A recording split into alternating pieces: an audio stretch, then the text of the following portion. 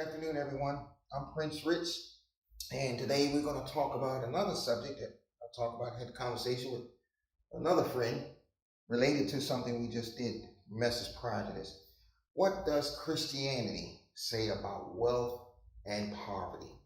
And this should be a good one.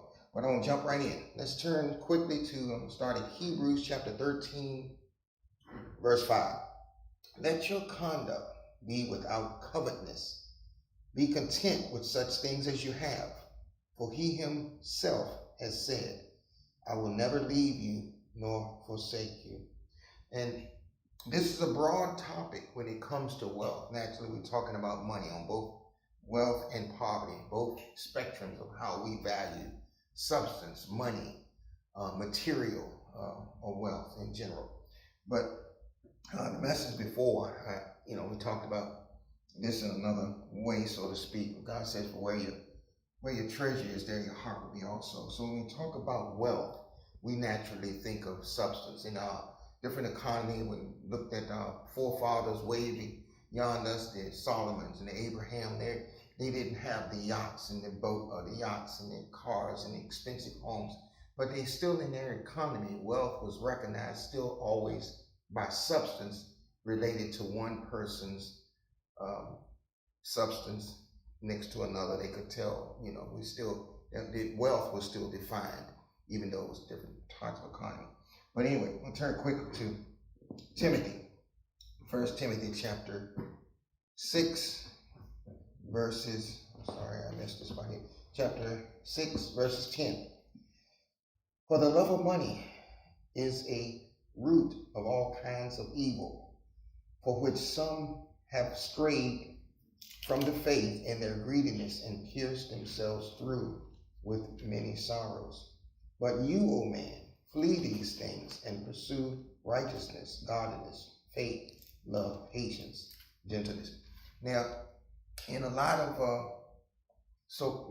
doctrines and religions, sometimes that's misunderstood. God is not against wealth or money, but it always relates to our heart and what drives us when it comes to substance and what's going on in here or in here with this.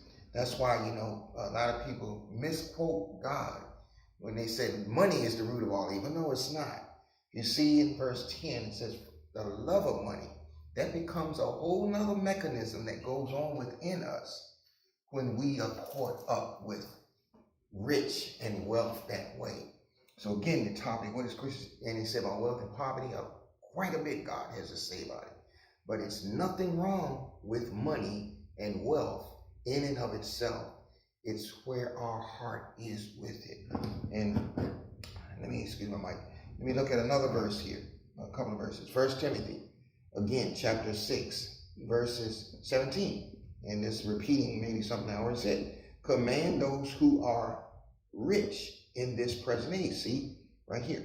Nothing wrong with having wealth and such, but look at how it starts out. Command those who are rich in this present age not to be haughty, nor to trust in uncertain riches. Now that's real important right here. A friend of mine, we were talking yesterday, and we were talking about retirement and having that nest egg and things like this. And I mentioned something to him because I had to check it in my own life too. When God says, nor to trust in uncertain riches. Why does God say uncertain? Folks, because we can't, God says in one part of the scripture, we can't make one hair white or gray.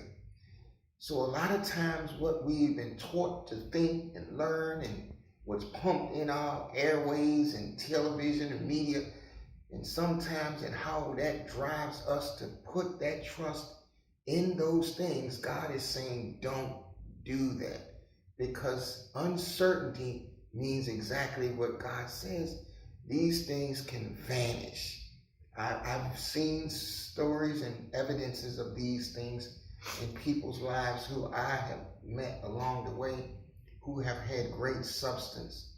And I've seen that happen, where it's either gone through bad health and medical care has taken it all, or assisted livings or whatever and thing. I've seen it, folks. So God is saying it's dangerous for any of us to put trust in it.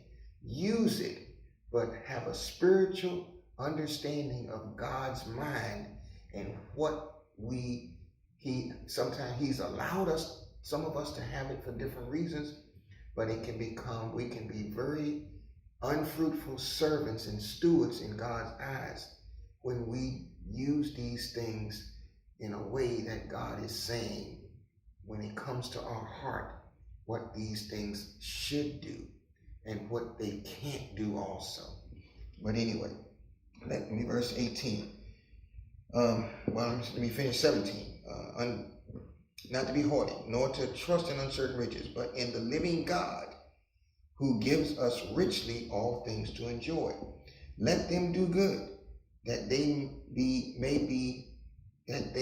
rich in good works, ready to give, willing to share, storing up for themselves a good foundation for the time to come. What time?